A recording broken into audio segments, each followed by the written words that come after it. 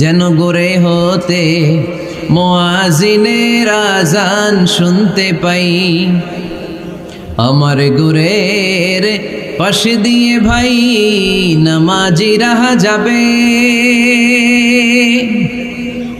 পবিত্র সেই পায়ের ধ্বনি এ বান্দা শুনতে পাবে। গোরা যাব হতে গুনাহগার পাইবে রেহাই, মসজিদেরই পাশে আমায় কবর দিও ভাই। কত মানুষ নামাজি ভাই মসজিদাঙ্গিহীনাতে,